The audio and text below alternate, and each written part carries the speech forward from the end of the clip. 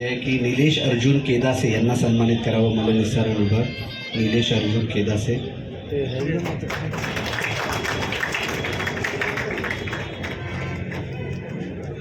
Doctor Ajay गडदेजींना विनंती आहे की त्यांनी स्मिता काळे मॅडमांना विनंती आहे की त्यांनी चंद्रकांत चिकणे यांना सन्मानित करावं, कारण वेगवेगळ्या विभागातले हे कर्मचारी आहेत. चंद्रकांत आणि राजेश म्हात्रेजींना विनंती आहे, वैद्यकीय आरोग्य अधिकारी, त्यांनी अनिल शिंगेंना सन्मानित करावं. अनिल शिंगे.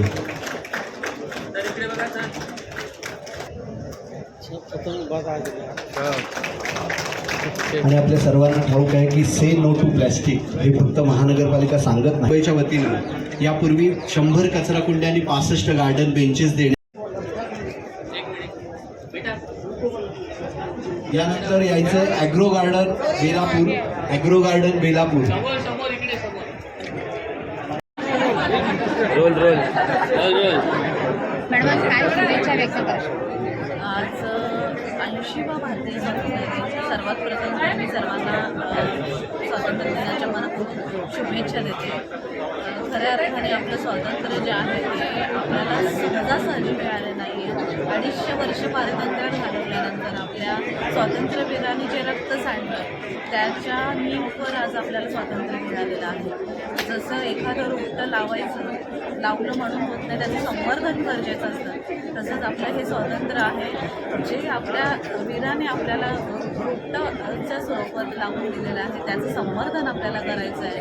आणि हे कसं शक्य आहे तर आपल्या बॉर्डरवर जाऊन लढणं हेच गरजेचं नाही आहे. आपल्या शहराची स्वच्छता, आपल्या देशाची स्वच्छता राखणं, वृक्षारोपण करणं, त्याचं संवर्धन करणं, चांगल्या पद्धतीने ट्रॅफिक रूल्स फॉलो करणं, ह्या गोष्टीही तितक्यात महत्त्वाच्या आहेत. आज तिरंगा जो आपण बघतो, जेव्हा आपण नॉर्मली कोणालाही भेटतो तेव्हा आपण हिंदू असतो, मुसलमान असतो, ख्रिश्चन असतो, शीख असतो, महाराष्ट्रीयन, बिहारी, राजस्थानी, ह्या पद्धतीने आपण एकमेकांना भेटतो. पण जेव्हा आपल्या हातात तिरंगा येतो तेव्हा खऱ्या अर्थाने आपण होतो भारतीय.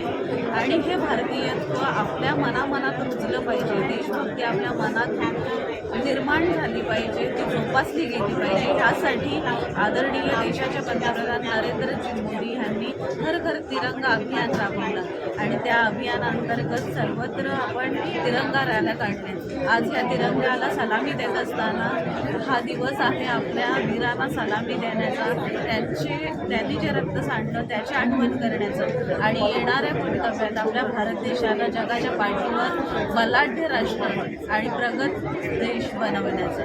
धन्यवाद.